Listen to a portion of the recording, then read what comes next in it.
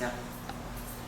Então, iniciando aqui hoje, a gente mudou um pouquinho a programação, que a gente, na aula passada, a gente terminou introduzindo as identidades de ordem, né, através do funcional gerador Z.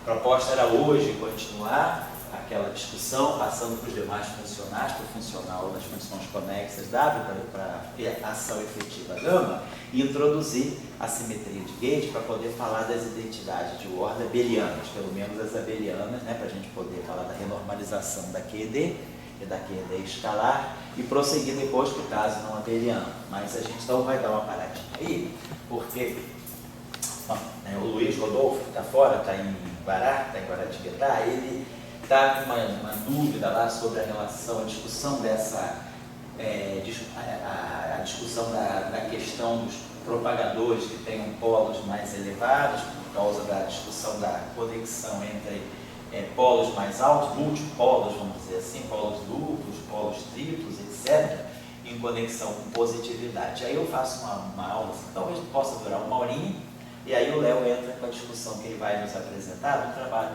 que ele está fazendo, e que comporta alguma discussão relacionada à possibilidade de pensar na redução dimensional através já de potenciais semiclássicos em 5 dimensões na passagem para 4 dimensões. Então é o trabalho que o Léo está fazendo, ele está com algumas ideias em desenvolvimento e seria bom apresentar para a gente poder trocar algumas ideias com ele. Então vamos começar por aqui, né? Então, a ideia que a gente tem, vamos pegar, então o que a gente está querendo basicamente discutir é a relação, né, quer dizer, como propagadores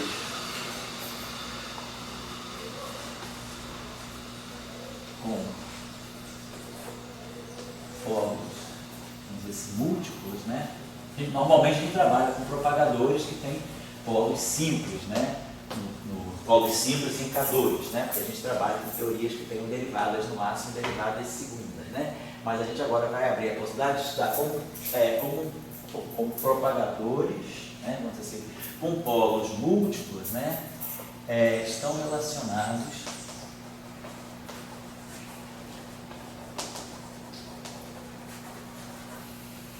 à presença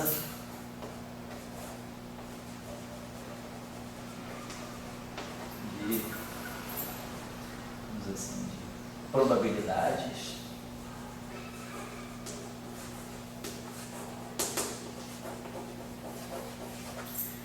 negativas, o que seja isso, probabilidades negativas,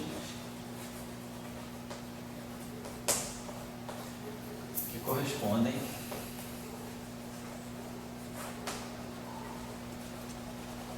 a bolsas no espectro. A gente só vai querer dar uma olhada como é que isso pode ficar mais evidenciado. Então isso aí seria um obstáculo, né? Quer dizer, seria um conflito com a ideia de unitariedade.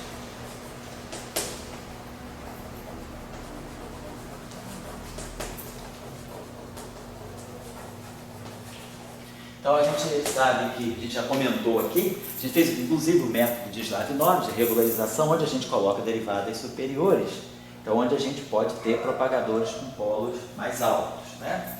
E também existe estudo, né, de gravitação com derivadas superiores, teorias de Yang-Mills com derivadas superiores, como é o caso da formulação do Wick. Então, teorias com derivadas superiores têm aparecido cada vez mais, né? Até porque a própria gravitação, né, existem vários estudos de compatibilizar unitariedade com renormalizabilidade da gravitação e até mesmo também as próprias teorias de cordas, né, o limite, né, de mais baixas energias. A teoria de cordas, quando a gente tenta ler uma gravitação efetiva a partir da teoria de cordas, aparece em termos de derivadas superiores, como curvatura, uma potência mais alta, o que traz então derivadas mais altas. Um termo linear na curvatura, ele traz derivadas segunda, e o termo com potências mais altas na curvatura vão trazer derivadas mais altas também.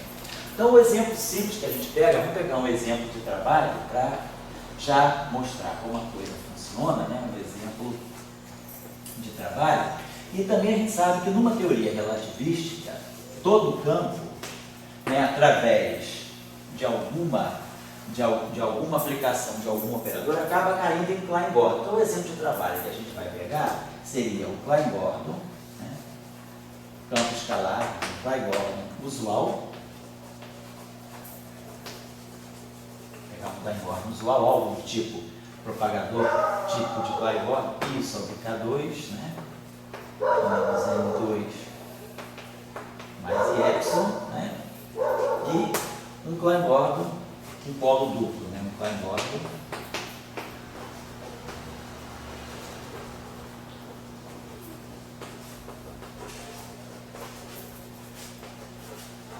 seria alguma coisa do tipo MI sobre K2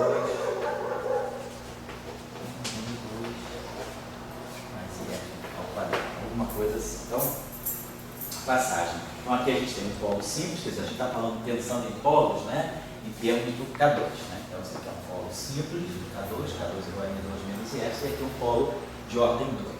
Então essa vai ser basicamente a coisa que a gente vai querer se concentrar e ver por que, quer dizer, já olhando aqui, vendo aqui, a gente vai ver que tem a ligação direta do propagador, quer dizer, do resíduo do propagador no polo com a normalização de funções de ordem.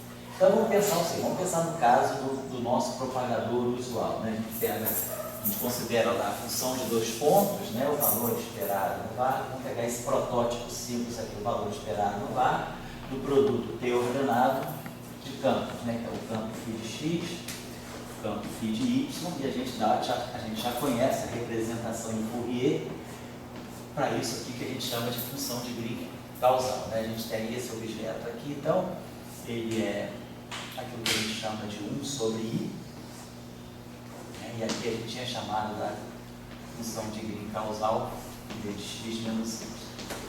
E aí a gente sabe que a representação em Fourier desse objeto aqui tem assim, integral de 4k sobre 2π². Então aqui eu tenho esse menos i aqui, então aqui eu tenho esse i aqui, na verdade, sobre k2 menos i2, esse epsilon, e aqui x menos y. Então, só para lembrar vocês, a gente já tinha feito, tomei nota aqui, a gente já tinha feito esse cálculo aí no espaço das configurações, né? Você sabia que isso aqui dava para nós, esse cálculo todo aqui, né? Essa função de Green aqui, ela dá para nós 1 sobre 4π delta de x2, quer dizer, delta de x menos y ao quadrado,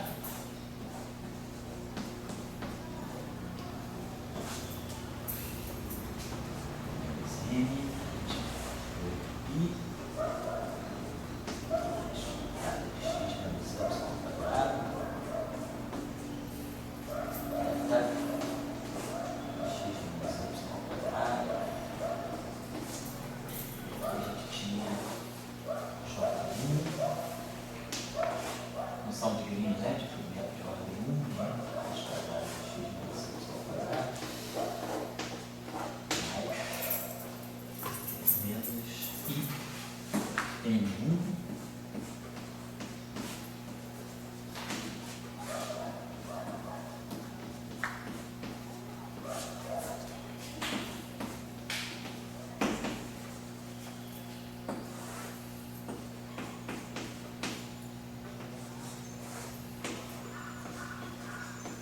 agora para o setor space-like, né? Que é o setor time-like, que é o setor do cone de luz, dentro do cone de luz e fora do cone de luz. Né?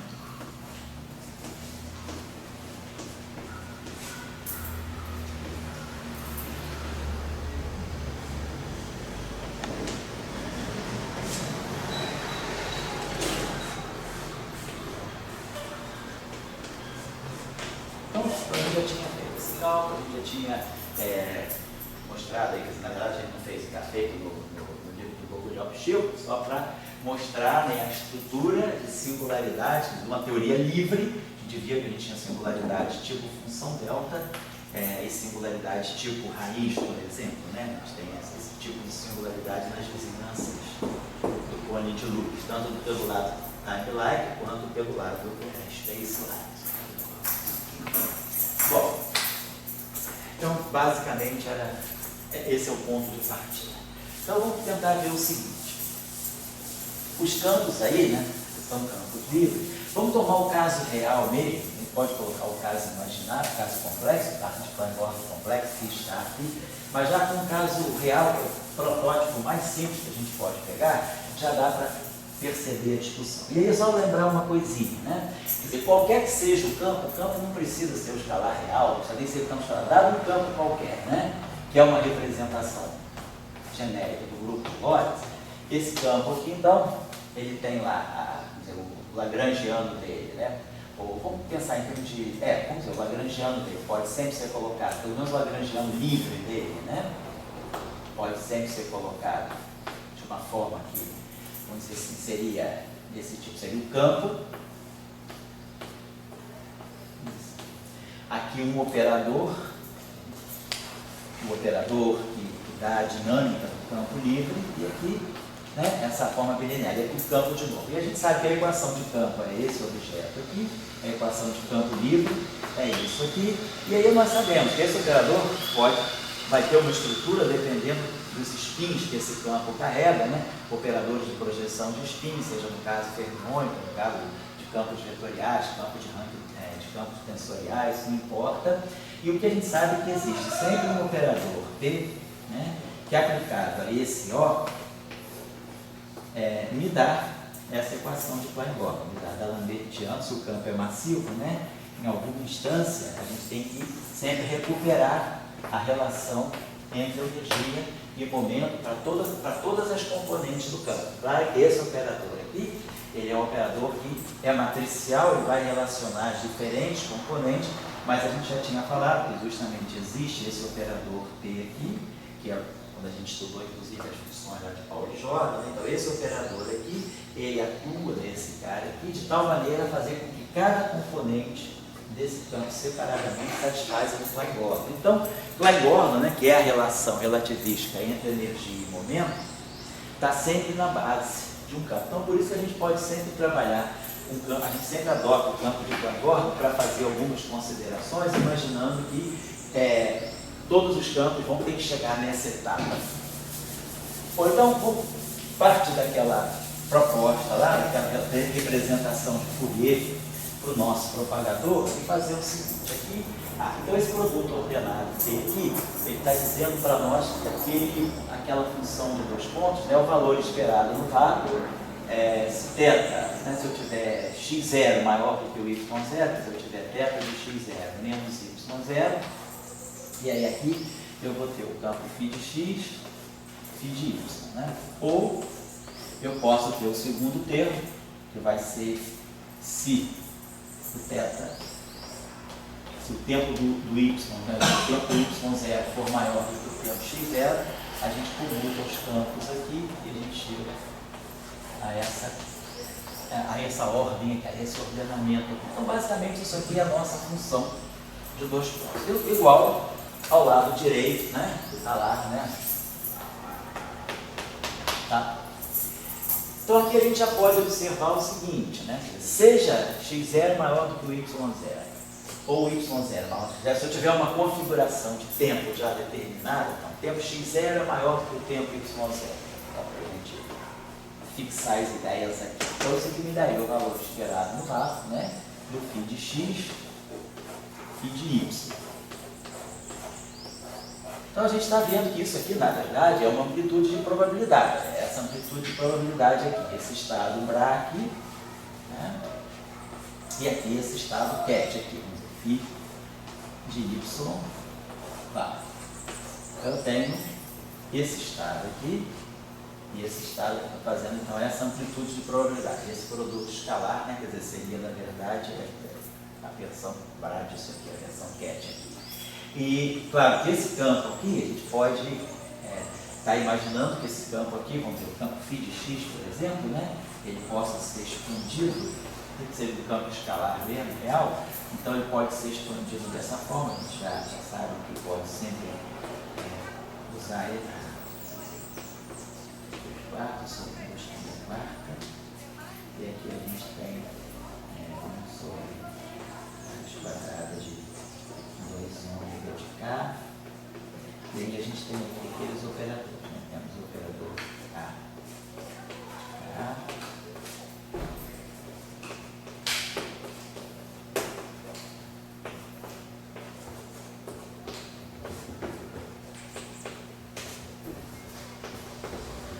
Então, a gente geralmente faz essa expansão canônica do campo, né? Imaginando que isso aqui, na verdade, é o nosso famoso fator P4K sobre 2π², a informação, né, de que eu vou estar só expandindo, né, quer dizer, pegando ondas planas que satisfaçam a relação, e aqui o θ de K0. Então a gente sabe que trabalhando esse objeto aqui, o que a gente obtém é isso aqui, então por isso aqui é uma coisa covariante.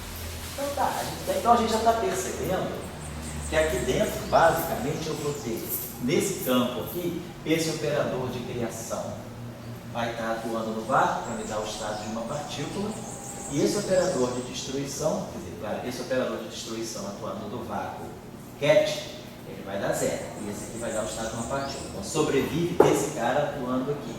E desse lado aqui é o contrário, né? Quer dizer, o Bra vezes a Daga dá 0, mas o Bra vezes A dá o estado de uma partícula. Então eu tenho o estado de uma partícula, né?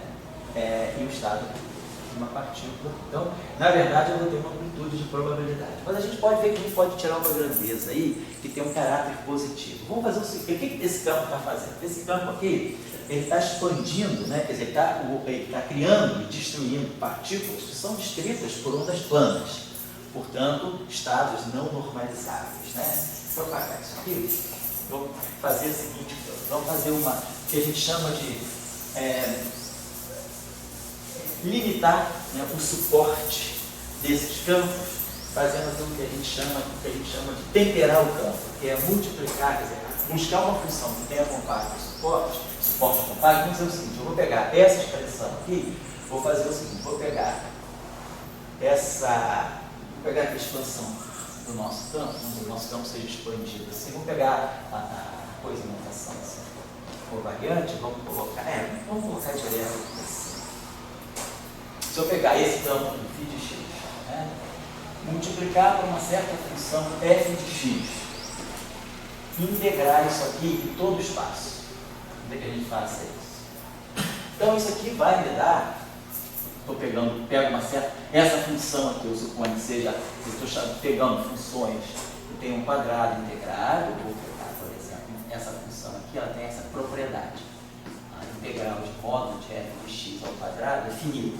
Então nós estamos pegando funções de quadrado integrado, você tem um compacto, um suporte compacto, né? E aí eu vou definir essa grandeza aqui, isso aqui para mim, eu vou chamar isso aqui de um campo φf. Estou pegando, então, dado o meu campo, eu estou fixando uma função. Vou pegar uma função f que tem essa propriedade, vou fazer essa convolução com o campo para me dar esse campo dependendo de f. Então, quem vai ser isso aqui? Quem vai ser o meu φ de f? Né? O meu campo φ associado a essa função f. Eu vou ter aqui a integral, né? Então vamos dizer assim, a gente vai estar integrando em d4x. Então, quando eu integrar em d4x aqui, eu vou estar, na verdade, pegando integral de d4x, vou botar um f de x aqui, o meu f de x vai pegar esse objeto aqui. Então nós vamos ter isso aqui, a gente vai ficar com essa expressão aqui do lado esquerdo, do lado direito, integral em d3k sobre 2π². Estou imaginando que aquele delta, né, que eu tinha lá de K2 menos N2, já realizou a integral em D4K, realizou a integral em DK0. Aí sobrou essa integral aqui com esse fator no denominador, mas isso tudo aqui está ligado ao D4K, delta de K2 menos N2. Tá? Então só estou mantendo isso aqui. Então isso aqui é uma grandeza tudo positivo, né? Raiz quadrada de 2 ômega. E lembrando que ômega de K é raiz quadrada de K2 mais N2, né? Só para lembrar aqui. A nossa relação de dispersão, que as raízes vão de K aqui, a raiz quadrada de K2 mais N2. Só para lembrar. Mas aí agora, quando eu integrar em D4, multiplicar ambos os membros por f de x e integrar em D4x, a minha integral de f de x f de x é a menos i kx, está dando justamente a transformada de Fourier do f. Então, na verdade, eu estou fazendo isso aqui. Eu estou pegando aqui o a de capa, e aqui vai dar para nós, vamos dizer assim, um f tio de capa. Estou pegando, porque eu vou produzir, né, a transformada de Fourier do f. E aqui nós vamos ter mais a Dagger capa. E aqui, quando nós multiplicar, né, por f de x, eu vou estar produzindo a integral f de menos k. Então vai ser a transformada, vai aparecer aqui um f de menos k. Só que, se a função f é real, nós sabemos que para toda função real, a transformada de Fourier de uma função, né, ela sempre satisfaz essa condição aqui, f de menos f de k, né? A função é real, a transformada de Fourier de f de k é o f tilde, é o f tilde de menos k, perdão, é o f de k real. A gente tem isso aqui, se a função é real, vamos dizer que eu tenho uma função real, f transformada de Fourier dela, né? É isso aqui, esse é o meu f tilde de k. A transformada de Fourier da minha função é. Se eu pegar o conjugado complexo dessa equação, aqui fica estar, aqui fica mais e aqui fica estar. Então, esse objeto aqui é o f, então, na verdade, esse objeto aqui eu posso botar esse estar aqui, então isso aqui é o f... usar a função real agora. Isso, se eu usar, vamos usar aqui a função é real, eu estava pegando para geral, se a gente usar agora que essa função é real, isso aqui é o f de menos k, isso? Então, esse f de menos k, que sendo a função f real, na verdade, é o conjugado complexo do termo anterior. Então, isso aqui é o f transformado de Fourier, complexo conjugado. Só para lembrar isso aqui a vocês. Muito bem. Então, o meu campo, né, pode ser expandido dessa forma. Viu? Então, se eu fizer se eu multiplicar isso aqui por f de x, então eu fico com o campo expandido dessa forma. Então, deixa eu apagar isso aqui. Então, do lado esquerdo, deixa eu botar aqui de novo essa relação. Então, o que a gente tinha do lado direito, deixa eu colocar aqui, né? Então, isso aqui para nós é igual a isso aqui.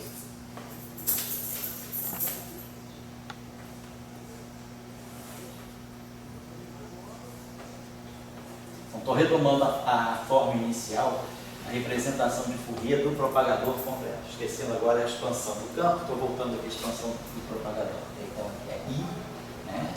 Então, estou pegando o propagador usual, com polo simples, né? K2, menos M2, mais epsilon. E aqui vamos expandir aquela nossa onda plana, que é menos IKX, vamos colocar assim, e vamos colocar aqui IKY. Estou só desmembrando a exponencial. Tá legal. E aí o que a gente pode fazer nessa relação é multiplicar ambos os lados, quer dizer, multiplicar essa equação toda por f de x, f de y. Se eu tivesse um campo complexo, eu multiplicaria por f estar de x vezes f de y. Então vamos dizer que o campo nosso, quer dizer, como o nosso campo é real, a gente vai estar multiplicando isso aqui por f de x, f de y. Lembrando que a nossa convenção para transformadas de Fourier é que a transformada que eu boto 2π a quarta aqui. Então, o nosso campo, a nossa transformada de Fourier f de k, ela é sem o fator, né? 4π.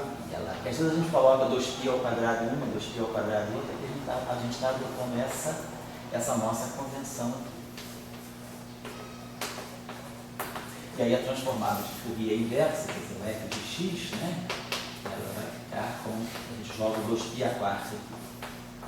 Só para lembrar a nossa convenção. Então, a gente está expandindo o nosso campo dessa forma.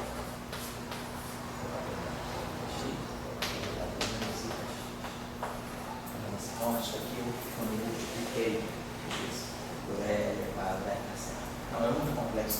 Acho que aqui eu tinha E menos IKX. Então, aqui que ficava o F de menos K. E aqui ficava o f de k, porque só para lembrar da nossa convenção aqui, eu tinha o a de k, ele estava multiplicando o e elevado a menos i kx. Então, a transformada de então e elevado a menos f, a gente está fazendo isso aqui, o f de k, a gente está usando essa transformada aqui. Então aqui vai ficar o F estar. O importante é que um seja o complexo conjugado do outro, não importa. Tá? Então, só estou lembrando disso aqui. Então, só porque a gente está usando essa convenção especial aqui, para a gente fazer a representação de Fourier e a transformada de Fourier desse nome, só para lembrar. Então a gente está multiplicando ambos os lados dessa equação e integrando. Então é claro, desse lado aqui, quando a gente integrar em D4x o f de x, aqui nós vamos produzir um f de menos k, que vai ser o f de k star. Então aqui a gente vai produzir o f de k star. E aqui a gente vai estar produzindo o f de k. Então ao fazer isso aí, f de k.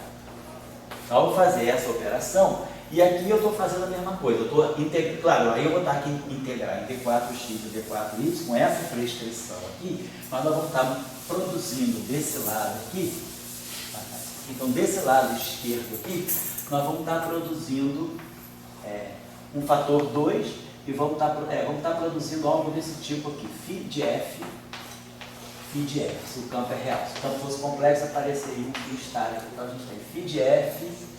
A gente vai fazer a primeira integral, supondo que x, quer dizer, a primeira integral automaticamente ela já sai com essa prescrição. A gente vai integrar em D4x, né, f de x, f de y, φ de x, φ de y. Então a gente vai ter essa prescrição, vai produzir aqui com f de x, f de y, mas já com essa prescrição aqui envolvida na integral. E o outro termo lá, só trocando a ordem do campo. Então isso aqui dá para nós, aqui, então isso aqui para o lado esquerdo para nós, né, isso aqui está dando essa amplitude de probabilidade que ela está dando φ de f, vácuo, φ de f, vácuo, com o fator 2. Então isso aqui está dando para nós esse lado aqui. O que é importante para nós aqui é saber que esse lado aqui, esse campo aqui, sendo real ou complexo, não importa. Isso aqui, nesse caso especial, isso aqui, na verdade, é o módulo, né? Na verdade, o que a gente tem do lado esquerdo aqui é a norma desse campo aqui, φ de f, atuado no vácuo ao quadrado. A gente está pegando esse lado, já que o campo é real, então isso aqui é limiteando. Então, o lado, então tem uma positividade já implícita aqui. E a positividade está ligada ao seguinte: esse campo, na verdade, esse campo, ao invés de criar onda plana, ele está criando pacotes de onda. Então, ele está criando, quer dizer, esse operador de criação aqui, ele vai criar, quando bater num estado, ele vai criar um estado que não é mais descrito por uma onda plana, mas é descrito por uma função que tem quadrado integrado, devido ao teorema da convolução, né? Se o módulo de f de x ao quadrado é integral, é claro que o módulo de f de k também ao quadrado é integrável, né? Quer dizer, a gente sabe que é integral de 4x de módulo de f de x ao quadrado é igual a integral de 4k do módulo de f ao quadrado, quer dizer, é o chamado teorema da convolução. Então, a gente garante a integração quadrada desse termo aqui. Então, esse termo aqui, na verdade, está criando agora pacotes de onda que são normalizáveis, né? Antes a gente tinha um papel, a gente tinha a função de onda plana. Onda plana não é um estado normalizado. Então, um pouco o papel desse campo é a gente perceber mais claramente a noção de que o lado esquerdo ele representa algo que é positivo, está ligado à normalização de uma função de onda de uma partícula. Basicamente, isso aqui é a norma. Isso aqui é a norma do estado de uma partícula.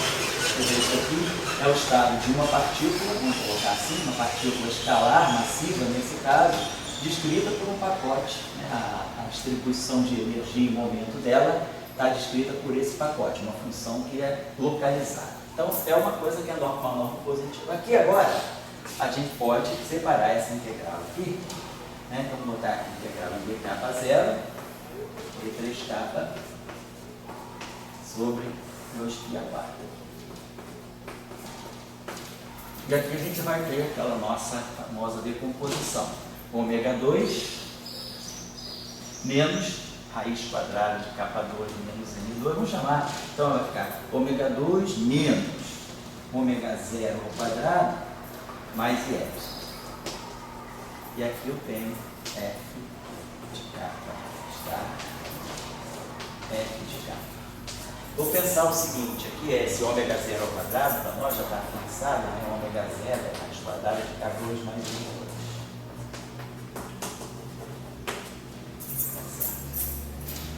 Então, a gente tem um polo simples. Aqui a gente pode então já pensar que o nosso integrando, né, ele é ômega menos ômega zero, ômega mais ômega zero. A gente sabe então que vou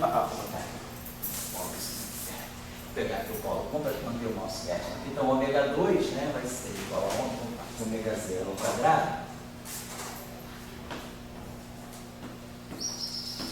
menos y. Então, o nosso ômega aqui vai ser ômega zero ao quadrado menos y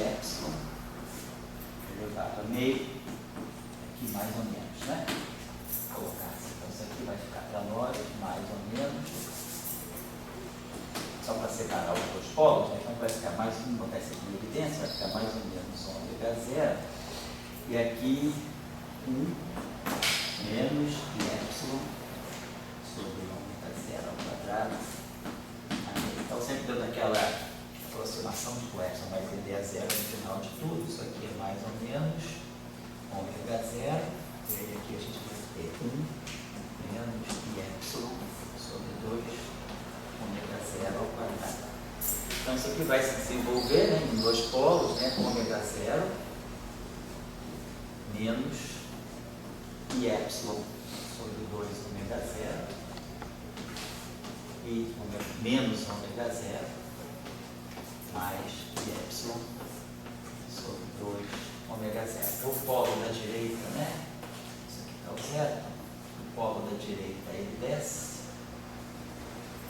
e o polo da esquerda ele sobe.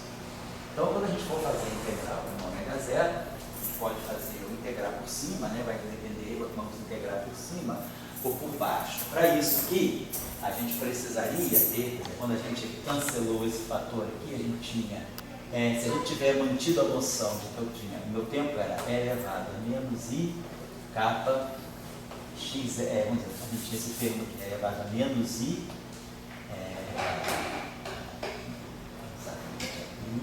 a gente tinha posto assim, a nossa transformada de Fourier era menos I kappa, x menos y, né? Então isso aqui vai ficar menos I ômega x0 menos y0, e o termo positivo, né, quer dizer, o termo de momento é elevado a I kappa, x menos K escalar x menos y. Então a gente tem a exponencial que está controlando o tempo para nós, é essa exponencial aqui.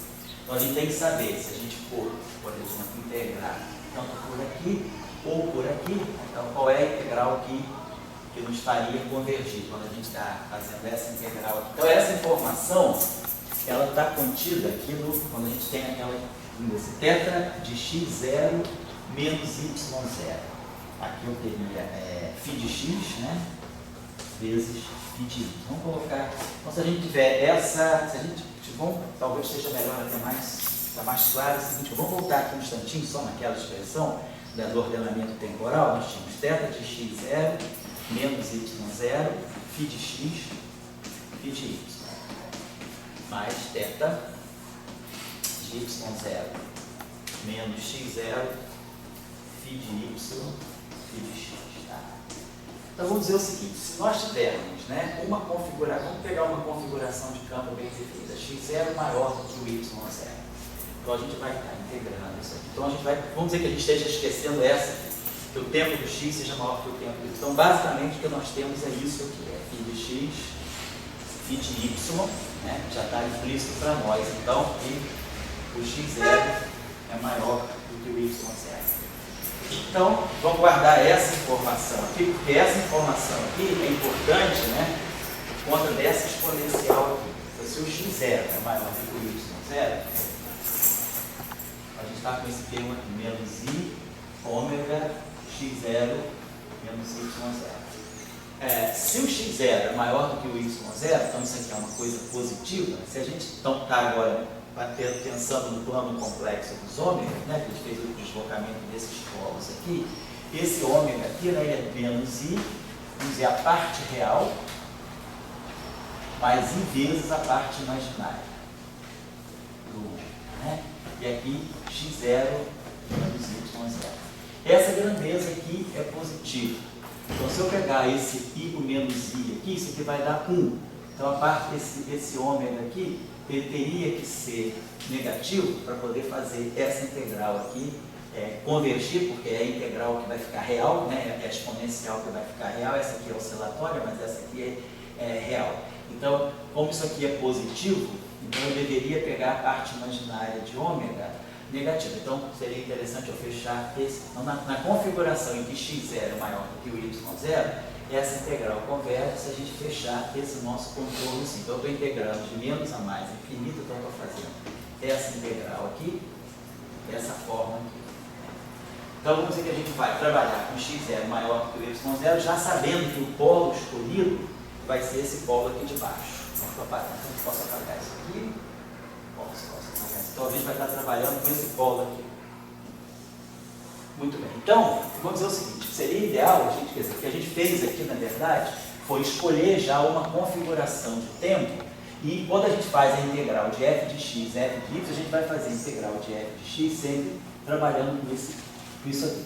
Então, esse objeto aqui continua sendo isso aqui. Eu só tirei o fator 2 porque a gente escolheu só um termo só. Vamos trabalhar só com essa configuração aqui, porque isso aqui é importante para poder fixar qual polo, qual contorno que a gente vai pegar, se é o contorno inferior, se é o contorno superior. Então, essa integral com x0 maior do que o y0, ela converge se a gente pegar esse contorno aqui, pelo teorema dos resíduos, né? Porque a gente sabe que esse objeto aqui vai cair a zero nas bordas, porque eu tenho um comportamento de 1 sobre K2, então tem um teorema que me assegura aí, que é o teorema de Darboux, que essa integral aqui de é zero. Então, essa integral aqui é a integral que eu estou procurando, a integral em ômega, e pelo teorema dos resíduos, isso aqui vai ser 2πi vezes o resíduo nesse polo aqui.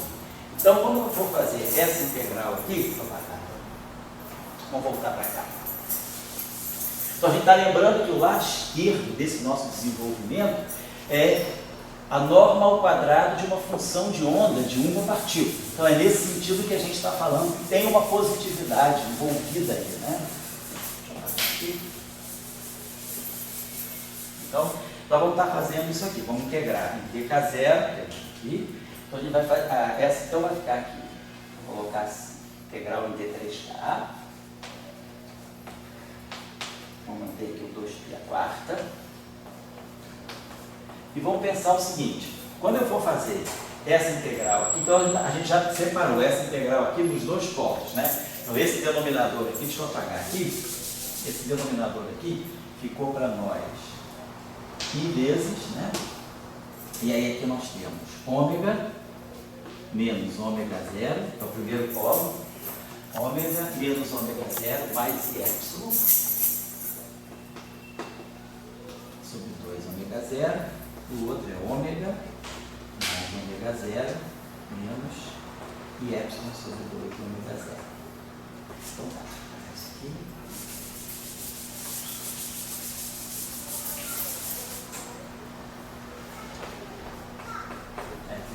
Capa. F de capa. Muito bem. Então, quando a gente tá certo.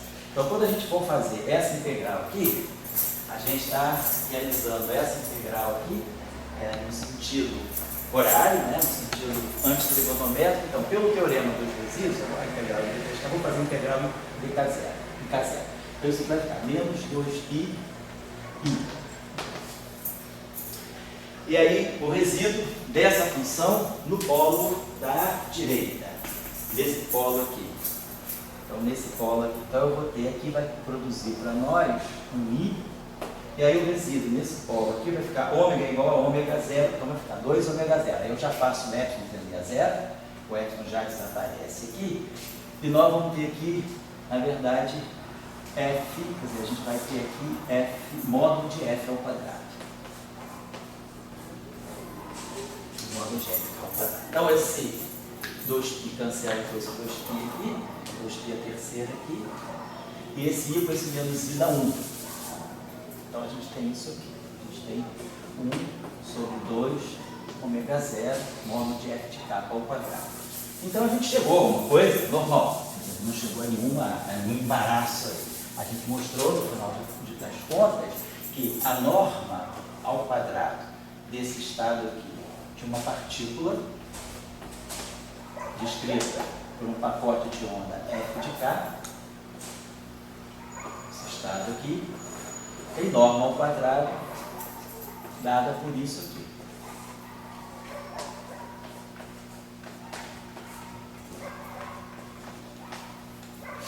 Então, nenhuma novidade.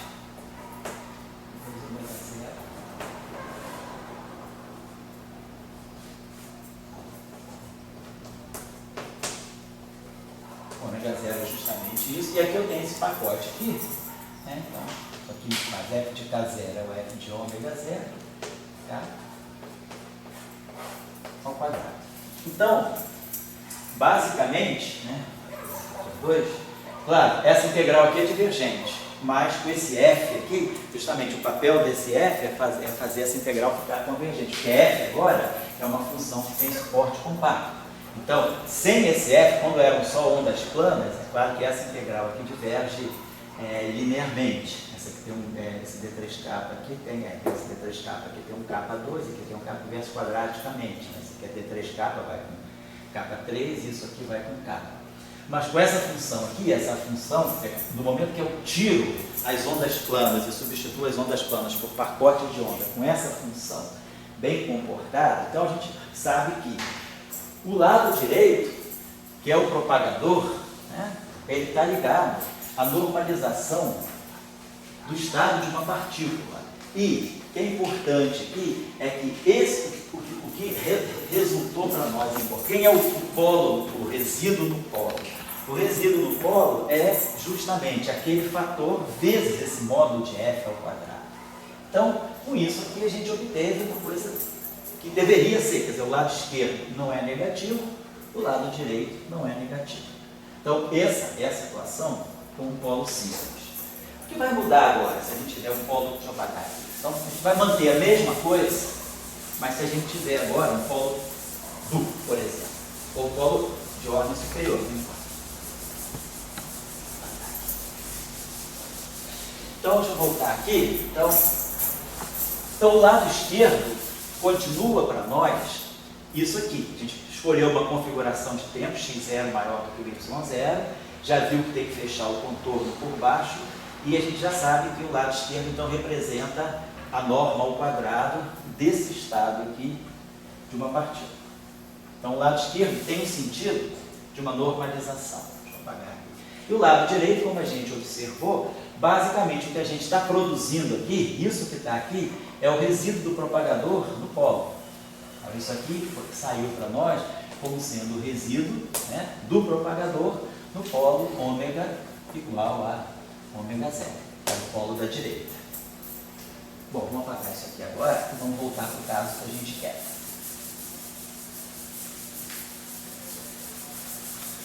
Então a gente mostrou isso aqui, nesse caso simples, né? O que a gente basicamente obtém aqui está ligado, né, ao resíduo.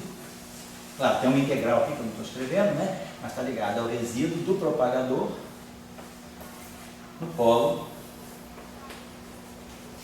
ômega 0. Suponhamos agora que o que a gente tem é a mesma coisa. Do nosso lado direito, então, vai ficar. Vamos manter agora a mesma representação sobre a integral da E4 capa, sobre o x da quarta. Aí temos aqui o I, né? E aí aqui vamos supor que a gente agora tem um polo de ordem mais alta em capa 2, menos N2, mais IE ao quadrado. E aí aqui nós temos F de K estar. Eu fiz as mesmas coisas, né? Fizemos as mesmas operações, fizemos a convolução do que a gente chama isso aí de temperar o campo, deixar o campo agora com um suporte compacto. Né? Então, em vez de ter aquela divergência devido às ondas planas, esse pacote de onda ele localiza o campo. Então, uma coisa no sentido de localizar o campo. Quem quiser ter uma ideia assim, um pouquinho mais além, se incentivar um pouquinho melhor isso aí está bom naquele livro do professor Strock, né? No livro do Strock,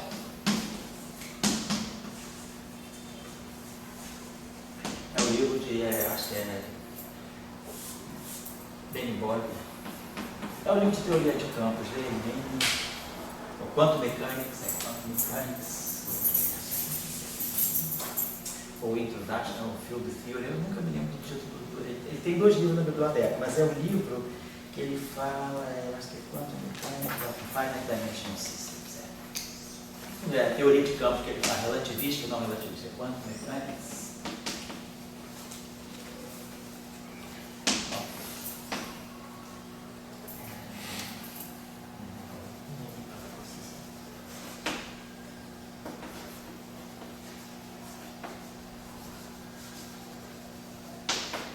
Então lá apresenta algumas coisas mais, algumas propriedades mais relevantes sobre qual é o espaço dessas funções. Então vocês podem procurar esse livro aqui na biblioteca.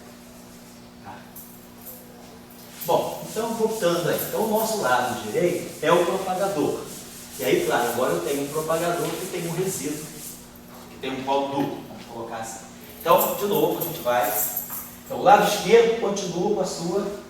O lado esquerdo independe do propagador. Então, o lado esquerdo simplesmente é o produto ordenado dos campos, produto ordenado de campos, né? Valor esperado no vácuo. Então, a interpretação de que aquilo é a norma ao quadrado de uma função de onda persiste. Aqui a gente vai ter agora dk0, d3k,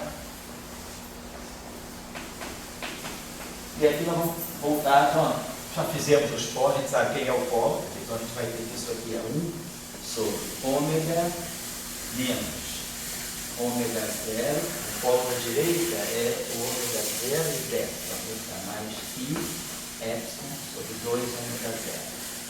E o polo da esquerda sobe, então é menos ômega e mais, então fica ômega mais ômega 0 menos i epsilon sobre 2 ômega 0. É claro que agora esse ponto a gente já está fazendo, e aqui tem um quadrado, e aqui tem um quadrado. É claro que a esse ponto agora, a gente já está fazendo o epsilon tender a 0, não precisa se preocupar mais com o epsilon. E aí aqui, basicamente, nós temos o f de ômega kappa estar, e aqui o f de ômega kappa. E aí a gente já sabe, né, que devido à nossa ordenação, ao nosso ordenamento temporal, nós temos que fechar essa integral pelo lado de baixo. Nós temos aquele polo deslocado para cá. Então, esse polo que está aqui, que é esse polo aqui, ele é o polo duplo. Então, tem um quadrado aqui. Então, basicamente, a gente vai usar de novo o teorema dos resíduos. Né? Então, isso aqui vai ficar, vou colocar assim. Então, a integral em K0 já está sendo feita. A gente vai manter aqui a integral no espaço, só no setor espacial dos momentos. E aí, agora, nós vamos ter a integral que vai ficar. Devido ao teorema de Cauchy, isso aqui está na direção antitrigonométrica, na direção horária, então fica menos 2πi, e o resíduo desse integrando, quer dizer, o resíduo desse integrando no polo ômega igual a ômega 0. Quer dizer, o resíduo de tudo isso aqui, daquele integrando todo, né? Não vou precisar escrever o resíduo então, dessa função aqui. Então, basicamente então o resíduo de todo esse integrando aí, né, nesse polo. E aí a gente sabe o seguinte, pelo teorema de Cauchy, a gente lembra lá, f de z, integral, né, percurso fechado, de dw, f de w, sobre w menos z, aqui tem 1 sobre 2πi, que eu estou trazendo para cá. Então, quer dizer, a integral da função, né, num polo simples, né, está dando 2πi vezes o resíduo dessa função no polo w igual a z. Se eu agora tenho um polo duplo, né, então o resíduo da função no polo duplo, vamos colocar da função f de z, num polo duplo, né, num polo na verdade n, num polo de ordem, vamos dizer, num polo de ordem n, meio polo. Então, pelo teorema do resíduo, né, então esse resíduo aqui, ele fica 1 sobre n menos 1 fatorial. Aí aqui a gente tem a derivada de ordem n menos 1. Então, o que está acontecendo aqui, né? A de Z menos Z0 elevado a N vezes F de Z. Então, se Z0 é um polo de ordem N, né? Se N for igual a 1, isso aqui dá 1 fatorial, que dá 0 fatorial, que dá 1, isso aqui não tem derivada, fica Z menos Z0 F de Z, que é exatamente ali. Se aí a gente derivar isso aqui em relação a Z, derivar isso em relação a Z, esse polo aqui vai ficar duplo, e aí a gente vai produzir aqui, vai produzir um Z menos Z0 ao quadrado, que vai multiplicar aqui. Então, basicamente, se o polo é duplo, então vamos esquecer, se o polo é duplo, que é o nosso caso aqui especial, poderia fazer isso para qualquer polo duplo, então esse N menos 1 fatorial é 1, e aqui fica simplesmente a derivada. E aí, se o polo é duplo, isso aqui vai ficar Z menos Z0 ao quadrado.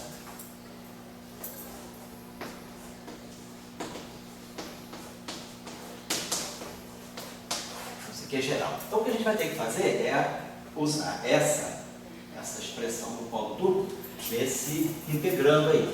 Então, eu vou ter que basicamente tirar uma derivada, então a gente está integrando, já está pegando o polo duplo. Então, quando eu multiplicar, na verdade, eu vou ter que multiplicar todo o integrando por Z menos Z0 ao quadrado, que é justamente isso aqui, esse aqui é o polo. Então, quando eu multiplicar por ômega menos ômega zero ao quadrado, eu vou estar eliminando isso aqui. Mas aí eu vou ter que, no resíduo aqui, que vai sobrar para nós aqui, vai ser a derivada em relação a ômega desse termo aqui. 1 sobre esse ômega aqui, quer dizer, vai ficar aqui 1 sobre ômega mais ômega zero ao quadrado, e aqui nós vamos ter módulo de F de ômega kappa ao quadrado. Então, basicamente, menos 2πi, aí a gente tinha aquele i, que eu esqueci de colocar aqui, né? Menos 2π, i vezes menos i dá 1, e o 2π aqui já cancelou, desculpa, aqui fica 2π a terceira, que eu já cancelei esse 2π agora. Então, o i cancelou com menos i, o 2π a terceira, 2π cancelou com 2π a terceira, a quarta.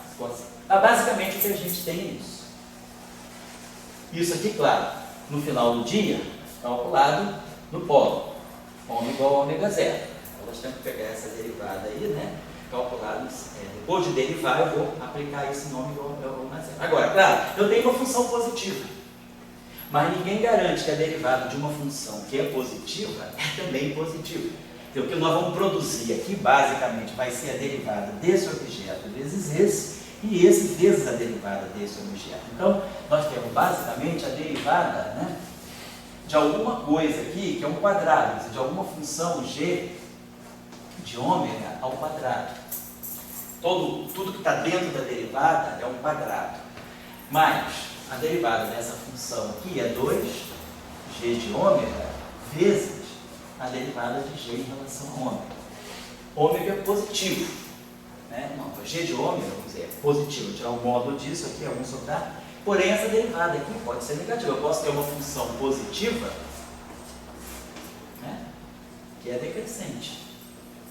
Então, eu não garanto o sinal. Então, a gente mostra que, basicamente, esse resíduo, quer dizer, o fato do propagador ser duplo, do polo ser duplo, ele vai me obrigar a conviver com essa derivada atuando naquilo que é o pacote de onda, que normaliza os estados de uma partícula.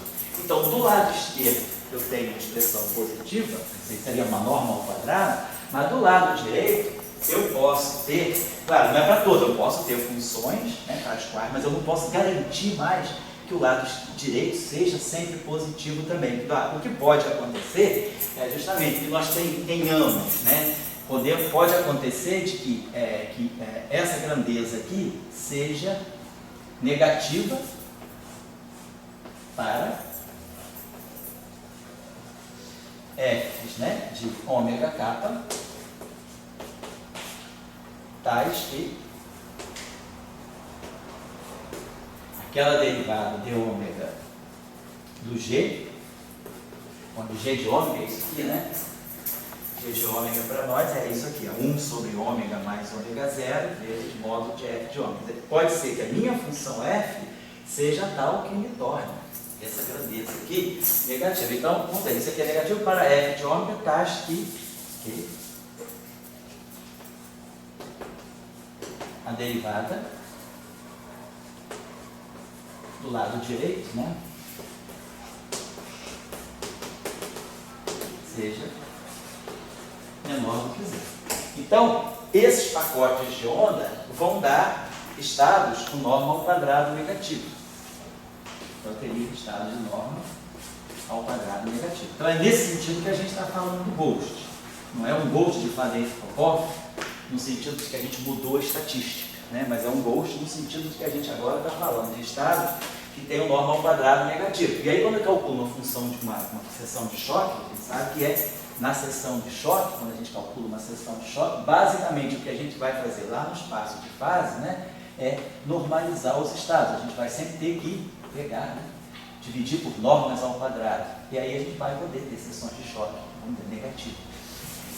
Então isso aí que é o conflito com a unitariedade. Quer dizer, basicamente, né, o que a gente percebe que é ruim em geral ter polos múltiplos, é claro, se isso aqui for um polo duplo, um polo triplo, vai valer, mas eu vou ter, se for um polo triplo, eu vou ter derivadas segundas, né, por causa da regra do que é o polo triplo. É a derivada segunda de Z menos Z0 de ômega menos ômega zero. A terceira vezes f de ômega. Então, isso seria basicamente o resíduo do polo triplo.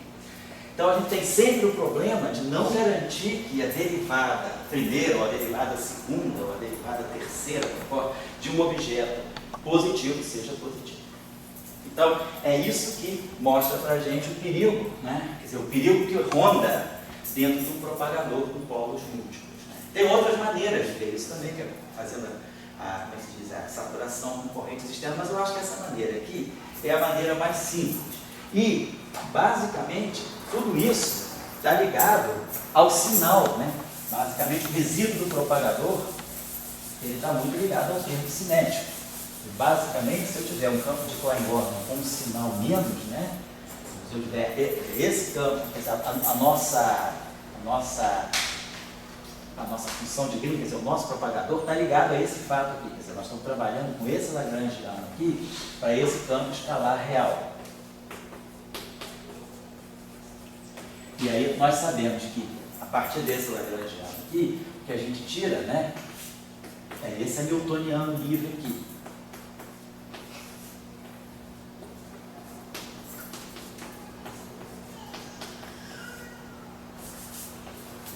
Então, tá certo. Essa energia aqui é maior ou igual a zero. Então, a gente não tem problema de positividade com a energia. E aí, esse propagador aqui, quer dizer, isso aqui está me levando àquele operador que é menos D'Alembertiano menos M2. Quer dizer, no espaço dos momentos, né, isso aqui, quando a gente inverte, vai ficar 1 sobre K2 menos M2. E aí, claro, a I aparece por causa do produto T, que tem aqui 1 sobre I. Então, isso aqui vai aparecer com o nosso I. Então, quer dizer, isso aqui, na verdade, vai levar a esse propagador aqui, né? Quer dizer, I sobre K2 menos M2. Quer dizer, se eu troco o resíduo desse propagador, na verdade, o que eu devo estar fazendo é isso. Então, eu devo ficar aí, que eu esqueci de colocar aqui, eu tenho mais um leite de M2 que 2. Então, se eu agora troco esse resíduo aqui, isso aqui vai ficar negativo, isso aqui vai ficar negativo, isso aqui continua positivo. Mas a gente basicamente tem esse problema agora. A energia cinética já não é mais positiva definida. Então, quer dizer, o resíduo do propagador, a gente consegue, normalmente a gente normaliza todos os campos, né, para que eles tenham um resíduo compatível com o campo de Klein-Gordon. Quando a gente pega o campo de Maxwell, por exemplo, né, se quiser pegar, já vai para o gauge de Feynman, a gente pega o nosso propagador, né, no campo de Maxwell no gauge de Feynman.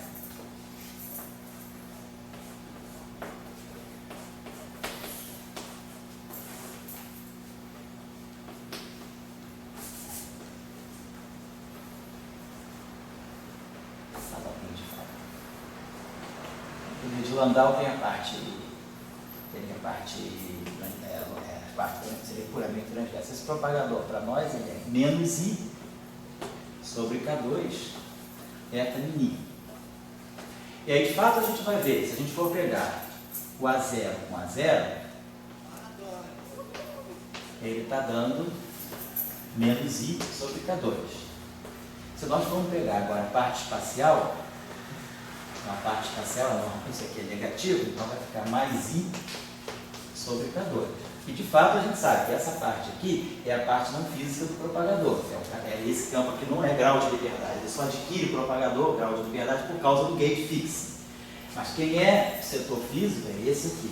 E aí a gente vê que o sinal, o resíduo, é positivo, que bate exatamente com o Klein-Gordon. Se eu pegar um Klein-Gordon sem massa, é I sobre K2. Então,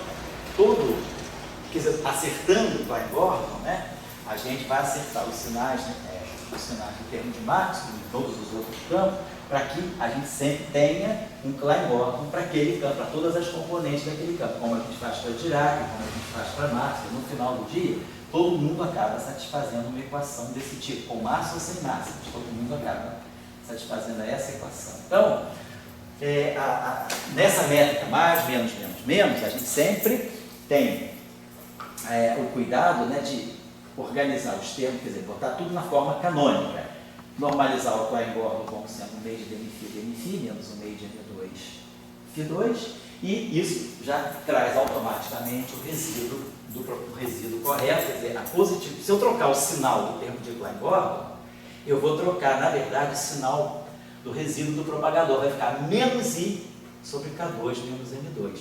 E isso aqui daí uma função de onda com norma negativa, que é o que a gente faz quando a gente coloca o Goldstadler-Popov. O Goldstadler-Popov, o termo cinético dele não é um meio, não é C estar C, menos C estar C. Quer dizer, ele, como tem a estatística oposta, ele vem com o termo, o propagador dele, em vez de ser I sobre K2, o Gold é sem massa, mas o propagador dele é menos I sobre K2. Então, são escalares com esse propagador, contrariamente a Klein-Gordon, que são escalares com esse propagador. Quer dizer, a estatística, né, me leva o propagador do Ghost ter esse sinal menos. E é isso que vai acontecer. Para os Ghosts de Fadeev-Popov, a gente vai ter estados de norma ao quadrado negativo. Então, quer dizer, quando a gente pegar o estado do Ghost aqui, né, do Ghost de Fadeev-Popov, essa norma ao quadrado aqui é negativa. É esse sinal aqui que está fazendo isso, em relação a Klein-Gordon. Então, o resíduo do propagador no polo é o oposto do resíduo de Klein-Gordon. E esse sinal menos vem por causa da estatística do campo. Ou seja, quando a gente deriva o propagador, a gente tem aquela relação de derivação em relação à fonte, produz o sinal menos automaticamente. Então, é isso que eu queria chamar a atenção. Só para o Luiz, que está longe, ele ficou meio enrolado lá com essa questão de não entender. Ele está precisando lá mexer com o polo mais alto, né, na norma, ele estava querendo entender isso por causa do slide 9. E aí, mais ou menos, eu estou deixando isso aí para... A partir disso, vocês aí podem aprofundar mais. Mas a ideia basicamente é essa. Certo? Professor, oi. O Assoalho incluiu uma discussão mais ou menos sobre isso naquele artigo que saiu recentemente Sei. no Física Review. Sei. Teorias com isso fui eu que fiz com ele. Ele pediu, ele estava a gente discutiu aí um pouco isso. Ele colocou discussão também com relação àquela conjectura, com relação à conexão comportamento do potencial na origem. Isso. Entendi. O potencial na origem é mais ou menos singular em função da presença desses gostos ali, né? Porque a derivada superior, ela sempre melhora o comportamento, né? É porque ela traz um setor ultravioleta mais bem comportado, você tira a divergência no sobre R, não é isso? Tá. A questão um pouco aí a questão é saber até que ponto, né, esses estados de norma negativa, sobretudo se esses estados de norma negativa forem estados massivos, a gente tem uma salvação boa. A gente pode dizer, os estados, quer dizer, os propagadores que têm polo mais alto, são massivos o suficiente para que eu não consiga excitá-los. Então, eu desacoplo eles do regime de baixa energia e garanto, vamos dizer assim, a unitariedade no setor de baixas energias. Vamos dizer. Aí a gente tem uma discussão desse tipo aí. Mas o que a gente está pensando é o seguinte, como uma teoria... Então, a teoria o modelo começa a ganhar sentido no momento em que ele é um modelo efetivo. Mas se ele é um modelo fundamental, aí a gente perdeu, vamos dizer assim, o caráter de modelo fundamental, porque a gente tem que conviver com esse problema da norma negativa, tá certo? Eu discuti isso com o Tony, que ele falou que queria também ver isso melhor. Eu nem sei se ele botou um parágrafo sobre isso, eu tinha escrito uma coisinha, tá bom. Tá jóia, então, beleza. Então eu acho que só para chamar a atenção aí, e aí, claro, isso aqui a gente fez para o campo escalar, que é o protótipo, mas pode valer se eu tiver um campo vetorial com derivadas superiores, um campo de Dirac com derivadas superiores, o que a gente vai sempre, o problema que a gente vai sempre esbarrar vai ser na hora de fazer a normalização que o propagador me dá do lado esquerdo, o propagador está sempre me dando isso, vácuo, campo estar, campo Dirac, se barrado, se campo. Então, basicamente, né, o propagador está me dando a probabilidade desse evento eu criar uma partícula e posteriormente, no instante posterior, destruir essa partícula. Então, é uma probabilidade ligada, é uma amplitude de probabilidade ligada ao evento, né? Agora, eu posso transformar isso na norma dos estados de uma partícula ao quadrado. Basta a gente fazer essa convolução do campo com essa função aqui que vai descrever pacotes de onda. Então, a gente pode sempre, a partir do propagador, fazer uma leitura das normas, né, dos estados de uma partícula ao quadrado. E aí o que vai dar do lado direito vai ser, é aí que vai repercutir, do lado direito vão repercutir os resíduos dos propagadores dos polos múltiplos, certo? Então essa que é a discussão. Então eu vou dar aí um intervalinho de 5 minutos aí para o Léo se aquecer também, vocês também dão. E aí o Léo agora vai fazer a gentileza aí de nos dar uma aulinha sobre o que ele está fazendo em 5 dimensões, porque ele está fazendo bem independente. Eu também queria ver como é que as coisas andam para eu mesmo aprender também.